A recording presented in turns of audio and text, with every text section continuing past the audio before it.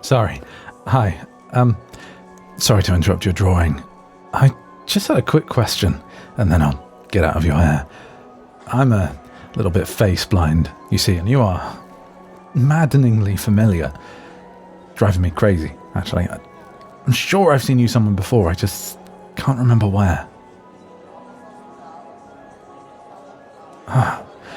Wait, hearing your voice again. It's coming back. You worked at the canteen next to the library, didn't you? Yeah, sometimes I'd see you with your sketchbook out. I remember you had completely different hair back then, though.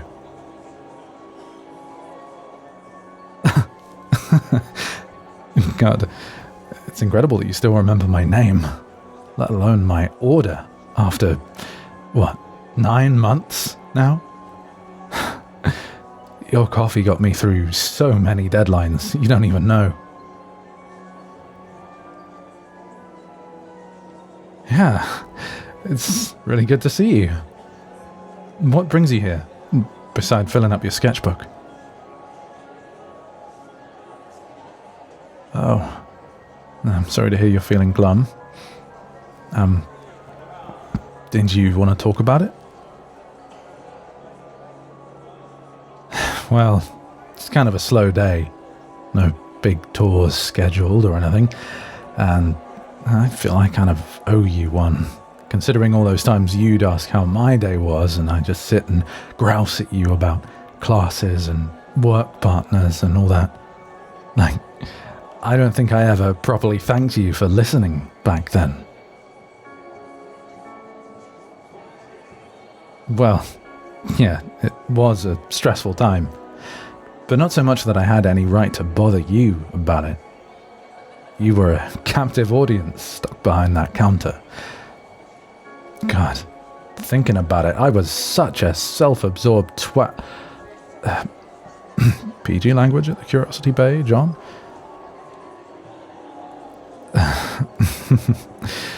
I never would have thought of myself as your regular back then, but yeah, I guess I was there an awful lot, wasn't I? I'm just glad I didn't make your shifts miserable. Oh, now you're having me on. Nobody looked forward to seeing me. I was such a sourpuss.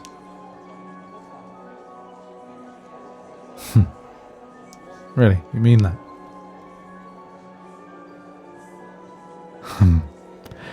I still have that doodle you gave me one time. You know, the one where I was a grumpy cat inside a cup of coffee. I know I kind of grumbled about it at the time, but yeah, I actually really liked it.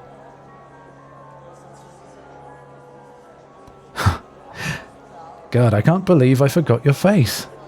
Why would I forget something like that? You have such a nice face. Ooh. Ugh. I'm making this painfully awkward, aren't I?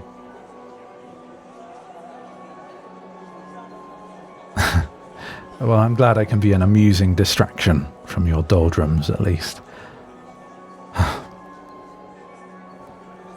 Oh. God.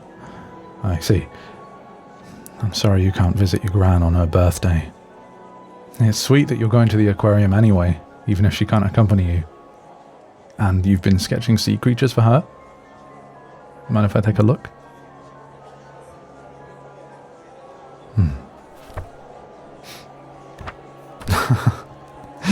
You drew Dan. Yeah, I can tell it's him. He's always wearing that rainbow medical bracelet. You got it there? He was probably doing target feeding with the Atlantic sturgeons. Some of our animals are too big or slow to get a decent share of food during normal feeding times, so the divers are there to make sure everyone gets enough to eat. Oh yeah, you'd be surprised how easy it is to train them. Well, maybe they train us. It's hard to tell sometimes. We observe their behavior, they observe us, and eventually they know to gather over here when it's their feeding time. Sometimes if it's me feeding the sturgeons, there's this one older female we've named Astrid.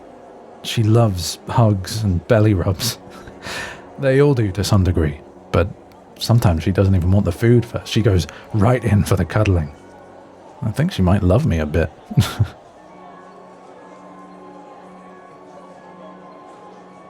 Yeah, funny, isn't it? 4 grueling years of accountancy, and I end up getting work as a fish nanny.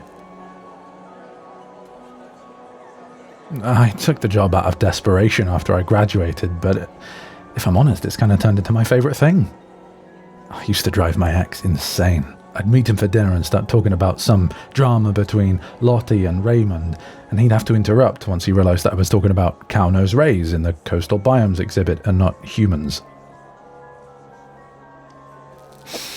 Yeah, he was kind of a dork.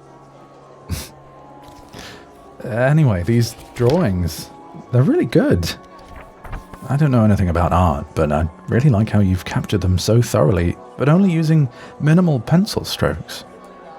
Is that the right word for it? Pencil strokes? Like paintbrush strokes? I tell you what, if you don't mind paying a little extra on top of your day pass, I could give you a tour of the back rooms. Show you the behind the scenes stuff. As long as you keep the flash off. You can take as many reference photos as you want. You'd have the opportunity to get some amazing close-ups.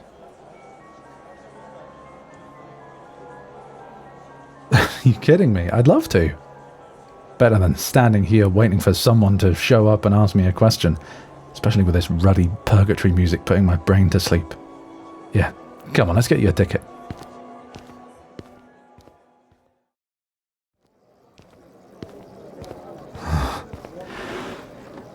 Feels good to get away from that soundtrack. I swear to God, sometimes I hear it playing in my dreams. So, this is where all the fun stuff happens.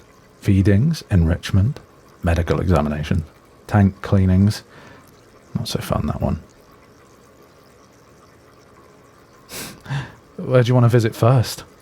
That lit up room there is where we make the food and schedule feeding rotations. Or over there's the recovery bay, where we keep sick or injured animals until it's safe enough to let them back into their exhibit. Not much to see there lately, thankfully.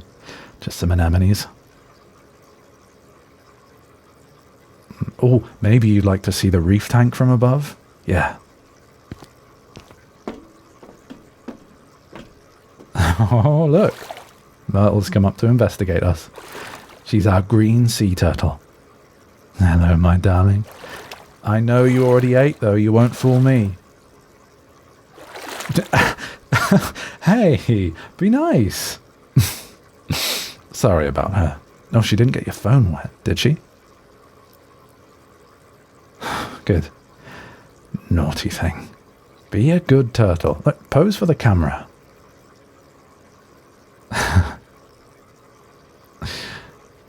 Yeah, she's about 70 years old now, 450 pounds. Loves eating Brussels sprouts and getting her shell brushed. Oh, sadly I can't let you pet her. What if I could, though? I'm sure she'd adore you.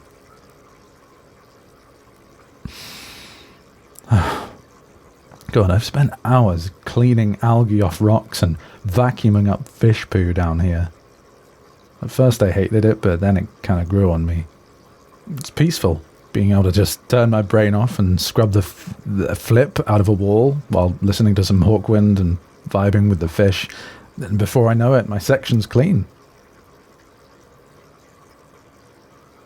Oh, yeah, I have waterproof earbuds. Best purchase of my life. Feeding time's my favourite, though. It's a shame we just missed lunchtime. Well, I could have shown you.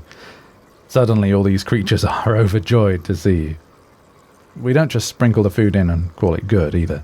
We have to hide morsels in the sand for the skates and rays to find, or sometimes we trickle food into a current so the fish can feel like they're chasing prey. Stuff like that. It keeps them active, makes them use their brains. Sometimes, if I've had a shockingly bad day, I'll toss a head of lettuce in there and watch the fish just mob it. Watch them rip it to shreds, pretend it's the head of one of my enemies, you know. Cathartic. Oh, and the octopuses. Oh, man. No, you can't let octopuses get bored. You just can't. They're mischievous and they're smart, If you don't give them enough to do, they will find something to do. Oh, they might do something silly, like try and get the lid off their tank so they can escape and go looking for midnight snacks. Yeah, it happened once. It was before I got hired here, but Dan tells that story all the time. One day he showed up and all the lumpfish were just gone. Then he follows this long, wet streak on the wall back to Marty's tank.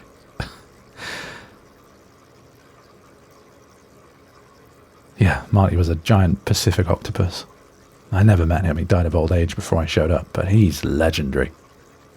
They can tell us apart, They have favourites. It's kind of creepy in a way. I hope one never decides it hates me.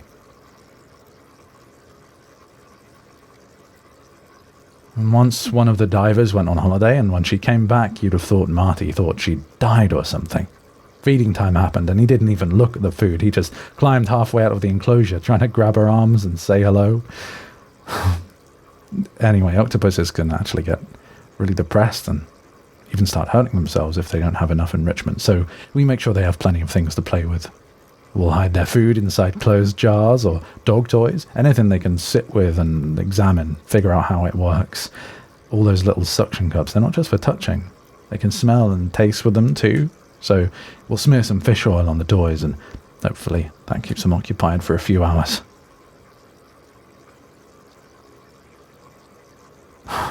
One day someone brought in a tugboat toy and stuffed it with shrimp so it looked like a kraken attack when the octopus dragged it down. It was pretty wicked.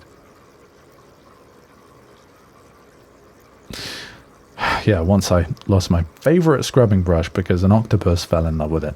But once that happens, that's their brush now. You're not getting it back. Oh, sorry, I can talk about this stuff for literal hours if you let me. Did you have any questions? Oh, well, I'd be happy to tell you more. And did you visit the public feeding pool? Yeah.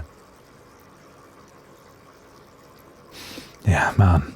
Probably one of my favourite places, that.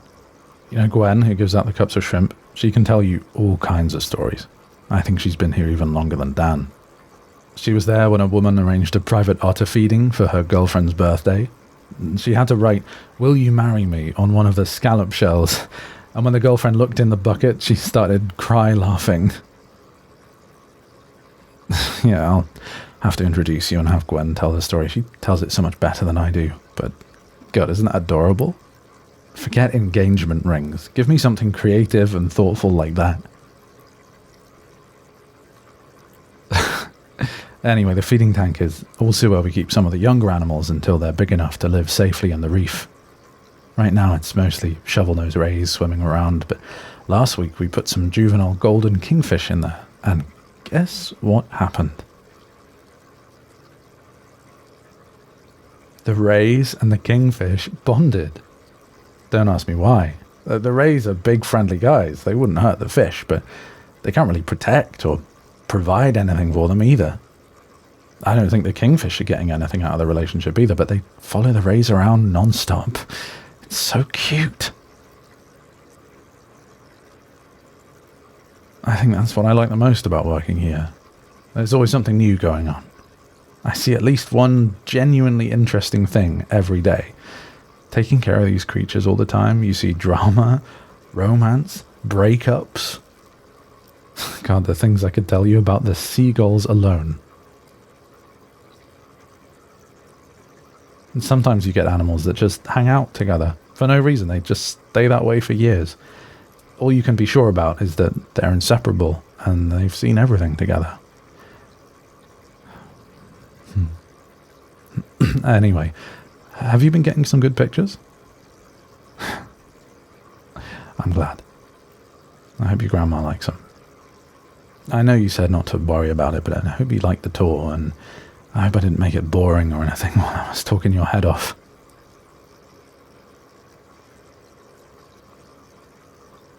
Yeah, I know, but I'm a bit of a nerd. People think it's weird, a grown man being obsessed with aquariums. My ex thought it was cute for about a week, but then I'd notice his eyes glazing over, and I could just tell my words were going in one ear and out the other. You're a really good listener. I mean, I knew that already, but I forgot how nice it was talking with you. You ask fun questions, and you don't mind some silly guy flailing around getting excited about obscure tropical fish.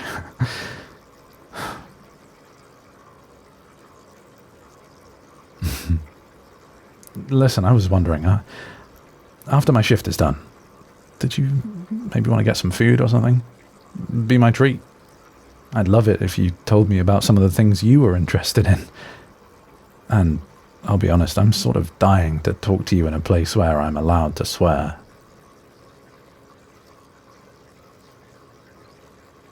Wait, what?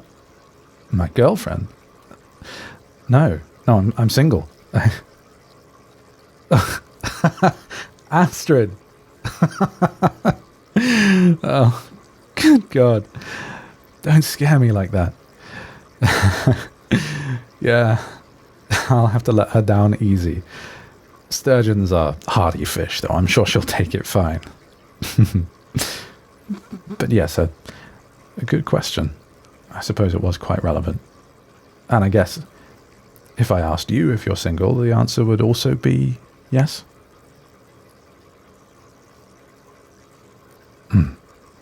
Excellent. Yeah, I was hoping for that. Still, can't believe I didn't recognize you right away. It just seems crazy to me now. I probably need to go back to my post, but do you want to give me your number? I'll message you when I'm off.